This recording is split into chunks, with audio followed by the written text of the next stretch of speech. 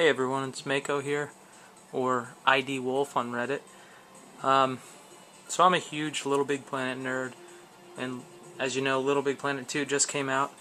I've already aced the whole story. I've gotten all the items. Yeah, I'm a huge nerd. So I started making my first level today, and I wanted to show you guys and get your take on it. So I got 4 weapons. They're all working really well. The pistol, shotgun, machine gun, M4, and a grenade. So this is the mechanics for the pistol. This is your ammo, and I'll sort of run through an explanation for those of you who don't know how the triggers work. It can seem really complicated, but when it's like anything else. Once you figure it out, it's really easy to get done what you want to get done. So this is the ammo. You can see there's right up at the top there's 60 bullets. That's your max. But you start.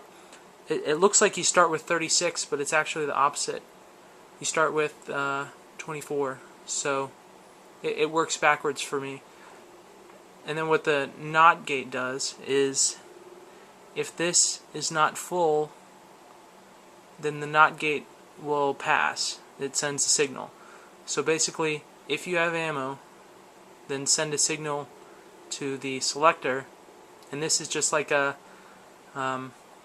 it's like a Boolean. I like it a lot better than the toggles, because with the toggles you don't know what you're going to get. It could just go on and off. That's more of a simplistic tool.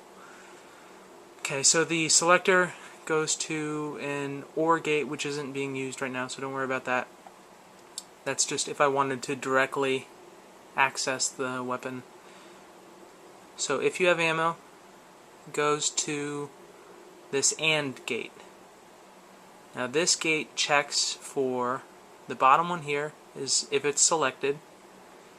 The second from the top is ammo. The top one is checking whether or not you're pressing the R1 button. And then this one checks whether you're facing left or right. Now that was a bit tricky. And then I added one emitter shoots the bullet and one does a muzzle flash. Some of the weapons, and I'll explain as I go. So you have let me get to a safe spot here. You have a weapon selector. You hit the D-pad and it'll pop up like, here's the pistol, shotgun, M4, grenade. So I'm going to use a grenade on these guys. Oh, you hear the clicking noise. Means I'm out of ammo. That little box there replenishes my ammo. Just going to throw that. It went over their heads. Alright. So here's the M4. Wow, it is really dangerous in here. So what I've done is I've made it so the zombies only attack you if you're on their plane. So they're kind of dumb unless you get really close to them. Then they'll switch planes. It changes up the AI. They'll switch planes and they'll start chasing you. I'll show you like this. They get faster and they'll start chasing you, but you can still outrun them. Later on I'm going to have different zombies that run much faster than you, and they jump around, and they're going to be a real challenge. But right now these guys are pretty tough. They'll run up on you really quick and they'll bite you. Let me see if I can get in there. Whenever you shoot them, it changes their AI, so they just start charging you. And unfortunately, there's no good way to show health. What I've done is, if you're low on health, the game will sort of tell you.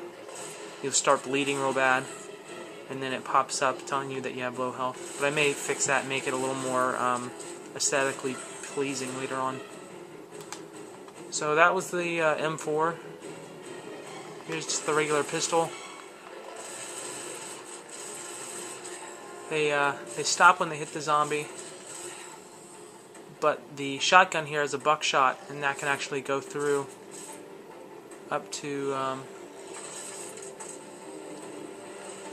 up to 3 zombies. So it can do some damage, but it's really slow. And then I also added this little feature. If you get low on ammo, you can just hit the square button, and it'll you can punch him to death.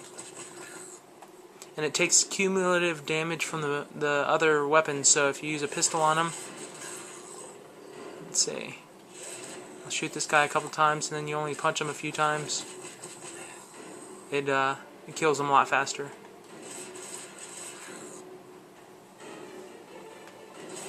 It's tricky getting all those little things, but that's what makes it good, in my opinion. All the little details. And then this is a cinematic camera. I was just testing this out.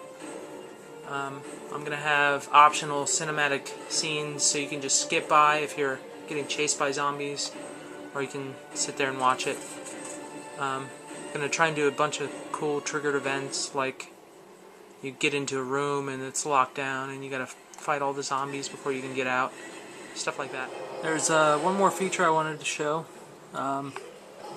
This is actually extremely difficult to implement, but I finally figured it out. I'm going to send this guy in here. Sort of send him into the fray. Oh no. You're going after me now. Alright, so he's taking a lot of damage.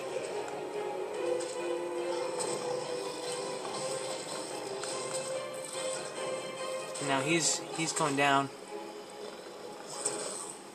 So if I stand near him, you can see his health goes back up. And then it rescues him. So that's the Left 4 Dead level. Hopefully I'll have a full level up soon. Thanks for watching.